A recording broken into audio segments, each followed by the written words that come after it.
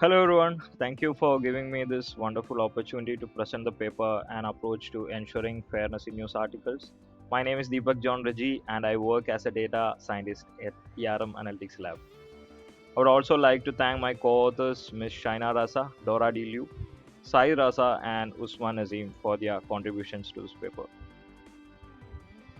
Bias is everywhere, in news articles, in the way we communicate, in our thoughts and perceptions. The AI models are also prone to bias because they are trained on a large corpus of data.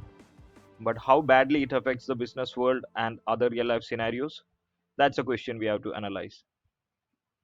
There are numerous examples of biases in AI models due to data, such as Amazon's hiring algorithm that favored men, Facebook's targeted housing advertising that discriminated on the basis of race and color, and healthcare algorithms that exhibited racial biases in its recommendations, and the list goes on.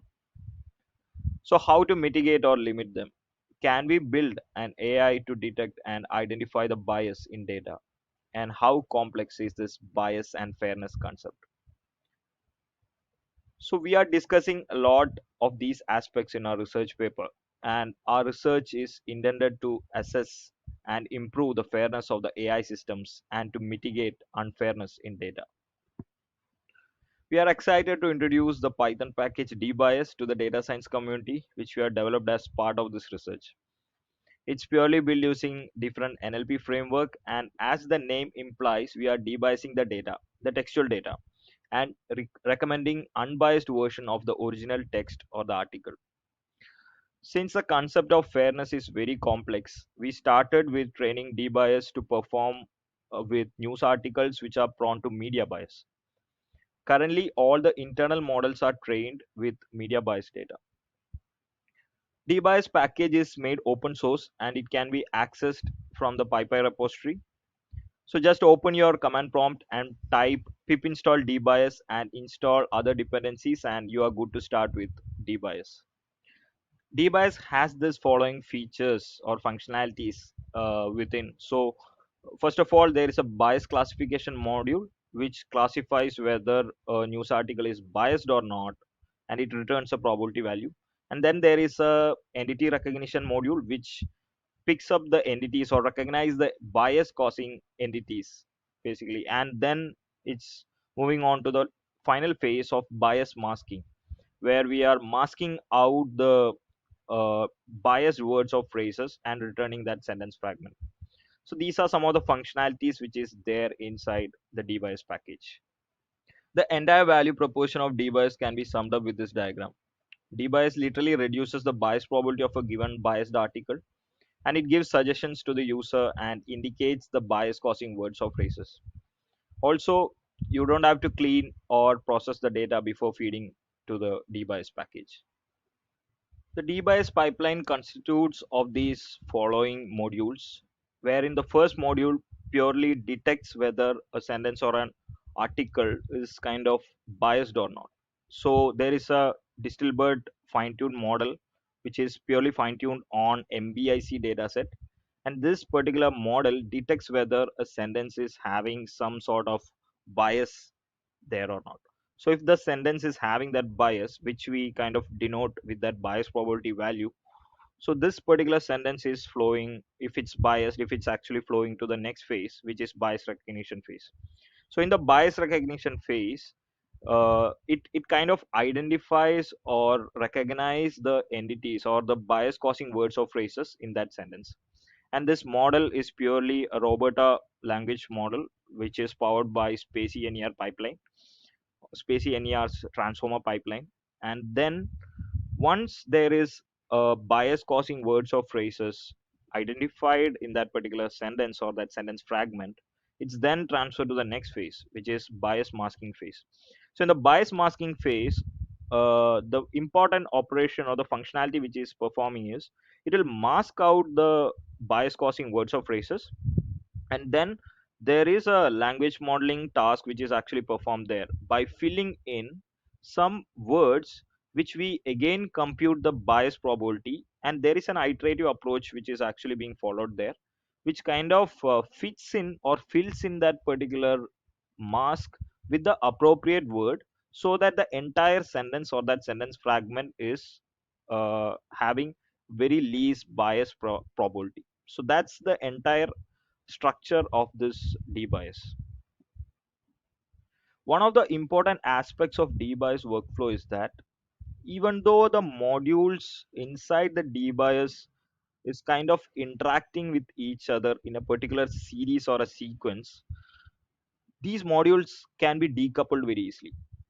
So if at all we need to only identify the bias causing sentences or that sentence fragment, we simply have to run the first module of this particular library. Similarly, if we need to leverage the power of the second module, which is detecting the bias causing words or phrases, we can simply run that particular second module. So even though there is a sequence or a flow, still we can leverage the individual components also if at all we have a requirement like that. Another important aspect is that each of these models are actually developed in a particular MLOps cycle where the model is trained, then the model is actually tested and deployed, and finally it is even serving. So these models can be called as an inference API separately for any of the applications. And all of these models are actually hosted in Hugging Face Model Hub, and it can be invoked as an inference API. Now, what exactly lies within each of these components in the DBIS? So, inside DBIS, there is definitely a bias detection model, which is trained using digital bird architecture with the label data coming from MBIC dataset. And that model is actually comprising of the bias detection phase. And once the data is actually detected it as a bias sentence, it is then flowing to the next phase of bias recognition module, wherein it's purely a named entity recognition task where entities related to or like which are bias causing entities or that particular words or phrases are kind of detected in this phase. And finally, once the bias causing words or phrases are being detected, it is further going into the masking process. And then there is a fairness infill technique which we have in place, which will automatically iterate through different word combinations and fit in with the most appropriate words so that the entire sequence is kind of having very less bias probability. On the performance benchmarking, uh, we had actually compared the performance against different baseline models for each of the individual tasks, mainly the bias detection and bias recognition phase. And in the bias detection, like it's obvious that the frequency embedding techniques are like will not actually outperform the contextualized embedding techniques like BERT or digital BERT or other variants. So we had tried different variations of each of these techniques along with classical as well as the deep learning architectures. And then we came to know, and on the production perspective as well, digital BERT was actually giving us more efficiency in terms of accuracy as well as speed. And then on the recognition bias recognition phase, we had explored different spacey pipeline, and spacey pipeline are best suited for named entity recognition task. And in that particular architecture we use the transformer pipeline, which is having the roberta architecture within. So that model gives the best performance for bias recognition. The first mm, version of DBIS was released on December 2021, and it is having around 19.4K downloads uh, with huge acceptance in the data science community. And as I mentioned, each of these individual models are again hosted separately as a model inference API in Hugging Face Model Hub. So anyone can actually download and use it for their individual use cases.